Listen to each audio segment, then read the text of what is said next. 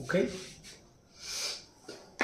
अब पिछली क्लास में हम लोग न्यूक्लियर फिजन ना, जिस पर एक ही क्वेश्चन आपको मिला था, जिसमें कि यूरेनियम पर न्यूट्रॉन की बमबारिंग की गई थी। यूरेनियम R236 बना था और क्रिप्टन को इन्होंने यूज़ किया था क्वेश्चन में, और 3 न्यूट्रॉन्स आपको कई प्रोड्यूस होते हैं। तो पूछा था कि सेकंड क्या है, किसके साथ वो। तो इस तरह के हम लोगों ने 3-4 रिएक्शन लिख दिए, जिसमें कि 3 न्यूट्रॉन्स भी निकले थे, 2 न्यूट्रॉन्स भी निकले थे और 4 न्यूट्रॉन्स भी निकले थे। लेकिन सबों में जो एनर्जी रिलीज होनी थी वो 200 मेगा इलेक्ट्रॉन वोल्ट के बराबर थे। अब यहाँ पर हो सकता है कि अगले साल 4 न्यूट्रॉन ले ले या 2 न्यूट्रॉन ले ले, अगर 25 में हो सकता है क्वेश्चन आ जाए। तो ध्यान ये रखना है कि मास नंबर को आपको करना है, जोड़ देना है। जैसे 3 न्यूट्रॉन निकलते हैं तो 3 मास नंबर में जोड़ेंगे वो। अगर 4 न्यूट्रॉन्स निकलते हैं तो 4 मास नंबर में जोड़ेंगे। अगर 2 न्यूट्रॉन्स निकलते हैं तो 2 मास नंबर में जोड़ेंगे। और इधर 236 है जो कि कंपाउंड न्यूक्लियस है, ठीक है ना। इसके अलावा फिर कोई क्वेश्चन नीट में अभी तक नहीं हुआ है 2013 से लेकर 2024 तक, लेकिन फिर भी हम लोग बातचीत कर रहे हैं। तो यहाँ एक शब्द मैंने लिखा है रिप्रोडक्शन फैक्टर और मल्टीप्लिकेशन फैक्टर। एक्चुअली रिएक्शन, जो न्यूक्लियर रिएक्शन है वो सस्टेन रहेगा, चलता रहेगा, या डाई हो जाएगा, मर जाएगा, या फिर अनकंट्रोल्ड हो जाएगा।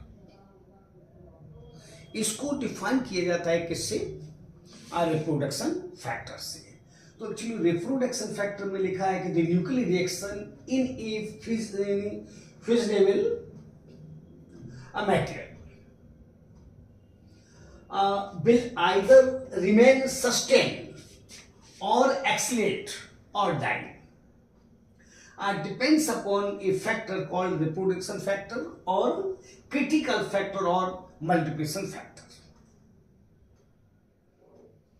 इसको डिफाइन करते हैं, it is defined as the ratio of number of neutrons generated in any generation, किसी भी जनरेशन में जो न्यूट्रॉन्स पैदा होते हैं, to the number of neutrons generated in preceding generation, उसके पहले की जनरेशन। इसका रेशियो जो है ये रिप्रोडक्शन फैक्टर के बराबर है, जिसको आप के से लिखते हैं। मतलब ऊपर number of neutrons generated in any generation upon number of neutrons generated in preceding generation, ये रेशियो है के। अब इसमें क्या होता है कि अगर के का मान 1 है, if K equal to 1, then nuclear reaction is called self controlled sustained chain reaction. Self control मतलब चलता रहेगा, बंद नहीं होगा, सेल्फ सस्टेन्ड है, जबकि का मान 1 है। इसको एम्स 6 में किया है, 2006 में इसको किया एम्स ने। हो सकता है कहीं इसको नीट में कर रहे, क्योंकि सिलेबस तो है ही। तो ध्यान रखिएगा, इसको उन्होंने क्वेश्चन किया है कि क्रिटिकल न्यूक्लियर रिएक्टर क्रिटिकल कब होता है, जबकि का मान 1 होता है। इसके बाद आपने कहा कि इसमें साइज जो है वो, उसको भी क्रिटिकल कहा करते हैं। साइज ऑफ द न्यूक्लियस जो है, यानी जो मटेरियल है उसको क्रिटिकल कहा करते हैं। अगर के का मान 1 से ज्यादा है तो nuclear reaction is called uncontrolled chain reaction. और यही एटम बम है। यहां भी क्वेश्चन नेट जैसे एग्जाम कर सकता है कि atom bomb is an example of, जिसका आंसर होगा अनकंट्रोल्ड चेन रिएक्शन। तो हो सकता है कि मे बी ये क्वेश्चन आपको मिल जाए। इसमें के का मान 1 से ज्यादा होता है, और जो मटेरियल है फिजनेबल जो है वो सुपर क्रिटिकल कहलाता है। सुपर क्रिटिकल कहलाता है। इसी को यहां पर एटम बम बोलते हैं, एटम बम बोलते हैं। ये एटम बम है, एटम बम है। इसके बाद अगर के का मान 1 से कम है तो न्यूक्लियर रिएक्शन विल डाई, रुक जाएगा, न्यूक्लियर रिएक्शन विल डाई। और ऐसे में जो मटेरियल है उसको कहा करते हैं सब क्रिटिकल, उसको सब क्रिटिकल कहेंगे। तो यहां पर आशा हम लोग रख सकते हैं इसकी, ये इसकी, इसमें क्रिटिकल शब्द यूज करिएगा। और यहां पर सब क्रिटिकल है, सब क्रिटिकल है, और यहां पर सुपर क्रिटिकल है, और यही सुपर क्रिटिकल क्या है, एटम बम है। तो चूंकि एम्स कर चुका है, हो सकता है कि कर दे। जैसे मैंने आपसे कहा कि which one of the example of atom bomb, तो आप कह सकते हो कि अनकंट्रोल्ड चेन रिएक्शन है, जिसमें मटेरियल को सुपर क्रिटिकल कहते हैं, और अगर न्यूक्लियर रिएक्शन डाई हो गया है तो उसको क्रिटिकल कहते हैं, ये सब क्रिटिकल कहते हैं। और अगर सस्टेन्ड है, चल रहा है, तो उसको क्रिटिकल कहेंगे। लेकिन अभी तक कोई क्वेश्चन नहीं हुआ है नीट में, तो एक बार देख लीजिए, हमको नहीं लगता है कोई प्रॉब्लम है। ध्यान रखना है कि के किसी भी जनरेशन में जो नंबर ऑफ न्यूट्रॉन्स पैदा होते हैं upon number of neutrons generated in a preceding generation, इसी रेशियो का कहा करते हैं क्या, रिप्रोडक्शन फैक्टर और मल्टीप्लिकेशन फैक्टर और क्रिटिकल फैक्टर, जिस पर डिपेंडेंट है कि न्यूक्लियर रिएक्शन चलता रहेगा, अनकंट्रोल्ड हो जाएगा, या न्यूक्लियर रिएक्शन डाई हो जाएगा। अगर के का मान 1 के बराबर है तो चलता रहेगा, सेल्फ सस्टेन्ड है, कंट्रोल्ड है ये। अगर के से बड़ा है तो एटम बम है, अनकंट्रोल्ड है, और अगर छोटा है तो न्यूक्लियर रिएक्शन विल डाई। देख लीजिए, हमको नहीं लगता है कि आपको प्रॉब्लम इसमें है, क्योंकि डेफिनेशंस है, डेफिनेशंस है। ओके, अब जहां तक अनकंट्रोल की बात है, अगर कोई आपसे कह दे कि अनकंट्रोल में होता एक्चुअली क्या है, तो ध्यान दीजिएगा, आप होशियार हैं, समझ जाएंगे कि अनकंट्रोल्ड क्या है। जैसे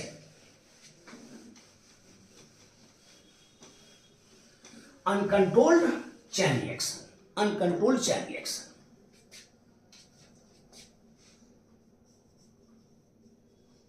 अनकंट्रोल्ड चेन रिएक्शन या न्यूक्लियर रिएक्शन, न्यूक्लियर रिएक्शन। ध्यान दीजिएगा, आपके समझ में आ जाएगा। जैसे सपोज कीजिए कि ये न्यूट्रॉन है, N0 है, ये चला, और यहां पर यूरेनियम है, 235 है, ये यूरेनियम है, 235 है। ये न्यूट्रॉन इससे मिलेगा, और मिलकर ये क्या करेगा, एक कंपाउंड न्यूक्लियस बनाएगा, जो कि हो जाएगा U36 हो जाएगा, 236 हो जाएगा, 236 हो जाएगा। मिला, कंपाउंड न्यूक्लियस बना, इसके साथ ही मिक्स हो गया, कंपाउंड न्यूक्लियस है। इसके बाद क्या होगा कि इसको मैंने कल ही बताया था, जिसको प्रूफ किया था, डिस्क्राइब किया था नील बोर और व्हीलर ने लिक्विड ड्रॉप मर्डर पर। तो जब ये टूटेगा, जब ये टूटेगा तो यहां पर क्रिप्टन है और यहां पर बेरियम बी है, और 3 न्यूट्रॉन्स यहां पर आ जाएंगे, ये 3 न्यूट्रॉन्स यहां पर आ जाएंगे। ये 3, ये N है, ये भी N है, और ये भी N है। और ये जब आगे चलेगा तो फिर यूरेनियम से क्या करेगा, ये जुड़े, ये कंबाइन करेगा। यहां पर यूरेनियम है, ये भी यूरेनियम है, और ये भी यूरेनियम है। आज 3 यूरेनियम से ये क्या करेगा, रिएक्ट करेंगे तीनों। अब जैसे ही रिएक्ट करेंगे तो फिर यहां पर फिर वही प्रोसेस है, यहां पर Ba और क्रिप्टन बनेगी, यहां पर Ba और क्रिप्टन बनेंगे, यहां पर Ba और क्रिप्टन बनेंगे, और फिर इसमें 3 न्यूट्रॉन्स क्या होंगे, पैदा हो जाएंगे, 3 न्यूट्रॉन्स इसमें पैदा हो जाएंगे। इस तरह से क्या हो रहा है कि नंबर ऑफ न्यूटन्स क्या हो रहे हैं, बढ़ते जा रहे हैं। तो अगर कोई कह दे कितनी एनर्जी पैदा होगी nth जनरेशन में, यानी energy produced in nth generation, ये बराबर हो जाएगा nth जनरेशन। क्योंकि फर्स्ट जनरेशन में 200 है, तो ये हो जाएगा यानी 200 इंटू 3 n माइनस 1।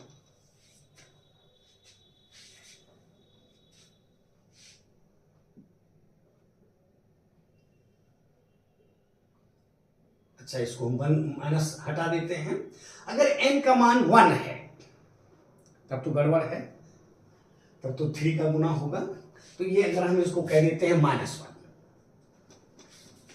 तो ये n का मान अगर 1 है, 1 माइनस 1 0, और 3 टू द पावर 0 बराबर किसके, 1 का मतलब 200 मेगा इलेक्ट्रॉन वोल्ट हो जाएगा। अगर n का मान 2 है, ये फर्स्ट जनरेशन में n का मान 2 है, तो 2 माइनस 1 हो जाएगा। तो 200 इंटू 3, देख रहे हो ना, 1 2 3 4, हाँ यहां पर है ये फर्स्ट जनरेशन, यहां पर 1 2 3, तो कितना हो जाएगा, 600 हो जाएगा। अब अगर थर्ड जनरेशन कहा जाए तो n का मान अगर 3 ले लें तो ये 9 हो जाएगा। यहां पर कितने हैं, 1 2 3 4 5 6, इसके बाद 9 हो जाएंगे। तो इस तरह से सेकंड थर्ड जनरेशन में एनर्जी मिलती रहेगी आपको। कितने न्यूट्रॉन्स पैदा होंगे अगर ये कोई पूछ दे, नंबर ऑफ न्यूट्रॉन्स कितने होंगे, तो नंबर ऑफ न्यूट्रॉन्स में अगर फर्स्ट जनरेशन की बातचीत की जाए तो 3 की power 1 number of neutrons. By chance पूछ दे आपसे number of neutrons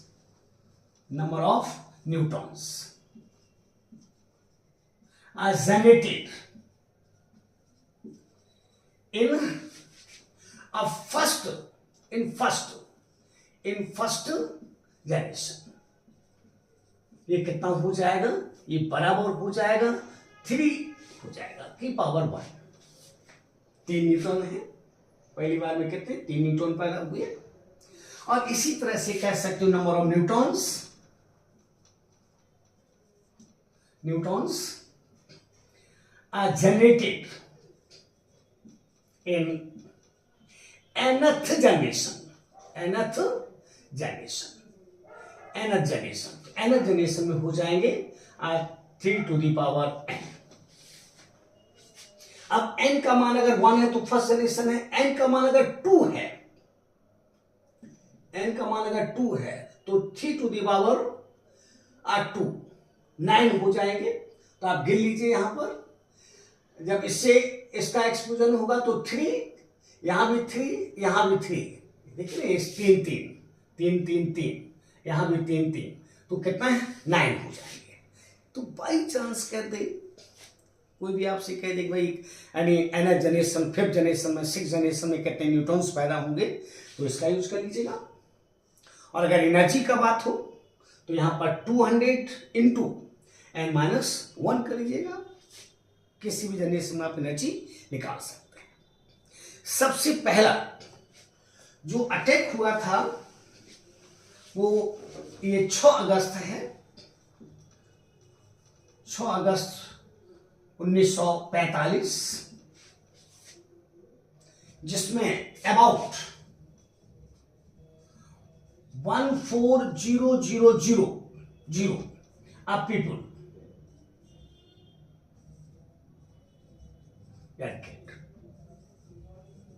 in first atomic attack। किस पर, ऑन हिरोशिमा,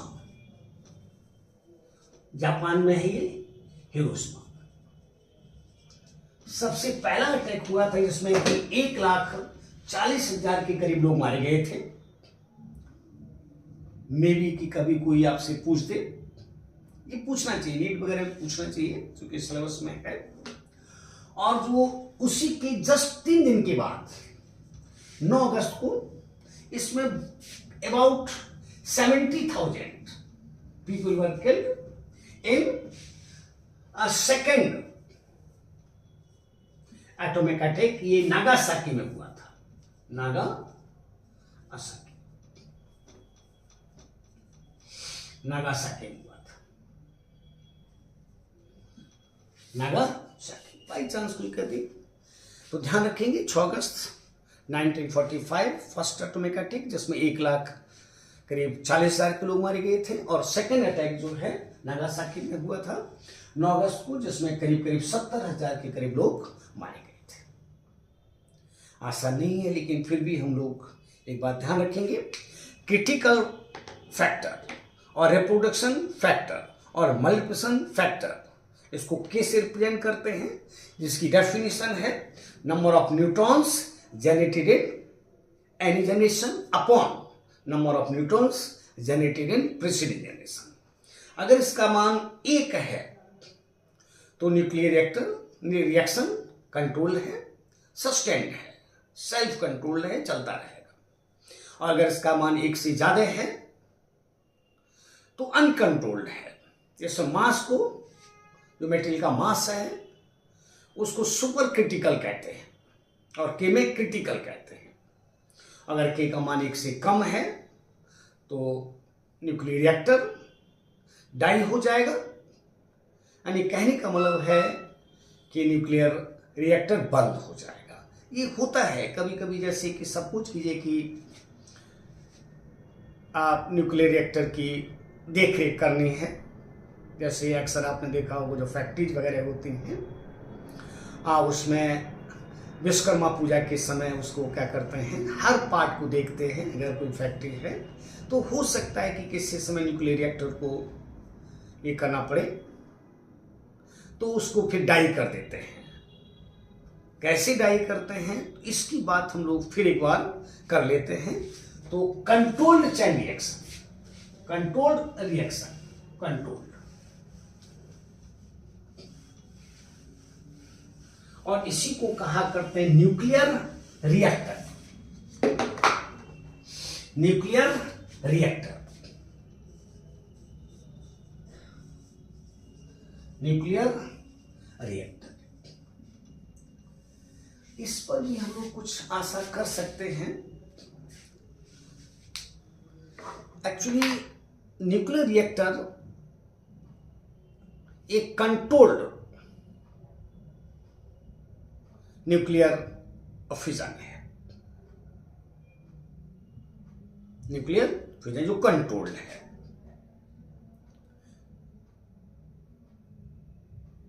जिसमें जो एनर्जी पैदा होती है उस एनर्जी का कई तरीके से आप यूज कर सकते हैं। आप इलेक्ट्रिसिटी को जनरेट कर सकते हैं। हमारे देश में भी न्यूक्लियर रिएक्टर से भी एनर्जी, इलेक्ट्रिसिटी पैदा होती है। आप रिसर्च फील्ड में भी पैदा कर यूज कर सकते हैं न्यूक्लियर रिएक्टर को। दिल्ली में भी है, बॉम्बे में भी है, कई जगहों पर न्यूक्लियर रिएक्टर है। सबसे पहला न्यूक्लियर रिएक्टर बॉम्बे में बना था जिसका नाम अप्सरा था। सबसे पहला न्यूक्लियर रिएक्टर डिजाइन किया था एनरिको फर्मी ने 1942 में, 1942 में एनरिको फर्मी।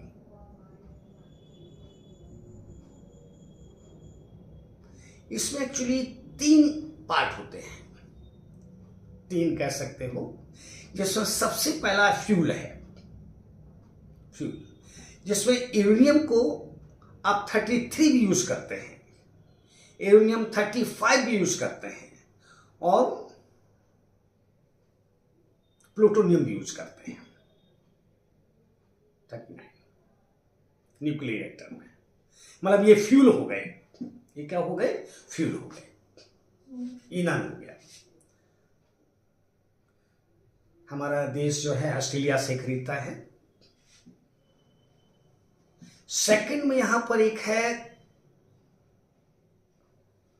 जिसको आप कहते हैं मॉडरेटर, वो एक्चुअली क्या करता है, जो न्यूट्रॉन्स हैं उनको स्लो डाउन करता है, थर्मल न्यूट्रल बनाता है, जिसको थर्मलाइजेशन आप कहते हैं, जिसमें न्यूट्रॉन की जो एनर्जी है वो 1 इलेक्ट्रॉन वोल्ट से कम है, यानी 0.025 इलेक्ट्रॉन वोल्ट के बराबर है। तो ये काम मॉडरेटर का होता है, जिसमें आप हैवी वाटर यूज कर सकते हैं, हैवी वाटर यूज कर सकते हैं, तो न्यूट्रॉन को स्लो डाउन करता है, जिससे वो न्यूक्लियस में रह सके। तीसरा इसमें कंट्रोलिंग रॉड्स हैं, कंट्रोलिंग रॉड्स हैं। तो अब ध्यान दीजिएगा कि अगर हम 3 न्यूट्रॉन, तीनों को अगर जाने दें तो अनकंट्रोल्ड हो जाएगा। तो अगर हम किसी तरह से 2 न्यूट्रॉन को एब्जॉर्ब कर लें और 1 न्यूट्रॉन को जाने दें, यानी थर्मलाइजेशन के बाद, तो क्या होगा कि जो रिएक्टर है वो कंट्रोल्ड हो जाएगा, यानी चेन रिएक्शन कंट्रोल हो जाएगा।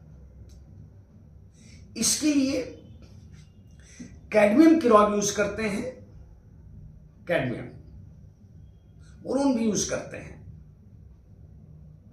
ये एक्चुअली न्यूट्रॉन के एब्जॉर्बर हैं, न्यूट्रॉन के क्या हैं, एब्जॉर्बर हैं। ये न्यूट्रॉन को क्या कर लेते हैं, एब्जॉर्ब कर लेते हैं।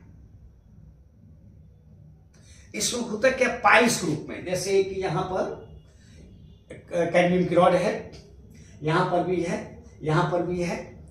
तो यहां पर उसने 1 न्यूट्रॉन को जाने दिया और फिर यहां पर जो रिएक्शन हुआ, फिर 3 पैदा ही हुए हैं, फिर वहां से 1 न्यूट्रॉन को जाने दिया। इसलिए कई तरीके से, जिसको आप न्यूक्लियर पाइल्स कहते हैं, इस तरह से लगे होते हैं। काफी करोड़ों रुपए खर्च होते हैं इसको बनाने में। जैसे अभी बिहार में इसमें नवादा में कहीं पर बात बन रही है, जो कि पहाड़ियों के नजदीक है। जैसे न्यूक्लियर रिएक्टर से एनर्जी, इलेक्ट्रिकल एनर्जी, वहां पर इलेक्ट्रिसिटी पैदा होगी। तो फ्यूल, मॉडरेटर, कंट्रोलिंग रॉड्स। इसके बाद क्या होता है कि कूलेंट, बहुत सारी एनर्जी क्या होती है, पैदा होती है, बहुत सारी एनर्जी पैदा होती है न्यूक्लियर रिएक्टर के अंदर। तो उस एनर्जी को क्या करना है, हटाना है, जो थर्मल एनर्जी है। इसके लिए कूलेंट का यूज करते हैं। कूलेंट जो होते क्या हैं, वो जो एनर्जी है, जो थर्मल एनर्जी है, उसको ये एब्जॉर्ब करते हैं। उसमें CO2 है, एयर को भी फ्लो कर सकते हैं, एयर एनर्जी लेकर निकल जाएगी। आप वाटर को भी यूज कर सकते हैं, आप CO2 को यूज कर सकते हैं, कार्बन ग्रेफाइट यूज कर सकते हैं। ये सभी क्या है, कूलेंट है, कूलेंट है। ये एनर्जी को क्या करते हैं, एब्जॉर्ब करते हैं। जो एक्स्ट्रा एनर्जी पैदा हुई है, थर्मल एनर्जी जो पैदा हुई है, उसके एब्जॉर्ब करने में ये काम आते हैं, उस एनर्जी को एब्जॉर्ब करते हैं, कूलेंट। तो सबसे पहला फ्यूल, दूसरा मॉडरेटर, तीसरा कंट्रोलिंग रॉड्स और कूलेंट। ये किसके पार्ट्स हैं, न्यूक्लियर रिएक्टर के पार्ट्स हैं। इसके बाद क्या होता है कि पूरे के, जिसको बायोलॉजिकल शील्ड बोलते हैं, बायोलॉजिकल शील्ड बोलते हैं, उसमें क्या होता है कि अगर उसको सील नहीं किया जाएगा तो हो सकता है कि पब्लिक को नुकसान हो जाए, क्योंकि उसमें रेडिएशन निकलता है और उस रेडिएशन से पब्लिक मारी जाए। तो पब्लिक को प्रोटेक्ट करने के लिए उसके रेडिएशन से करीब 7 to 8 फीट मोटी कंक्रीट की दीवार तैयार की जाती है, कंक्रीट काला पत्थर की दीवार तैयार की जाती है जो उस रेडिएशन को क्या करती है, रोकती है। बाई चांस किसी समय अगर न्यूक्लियर रिएक्टर एक्सप्लोड करता है, किसी कारणवश रिएक्शन अनकंट्रोल्ड हो गया, हो सकता है मशीन है, तो उसको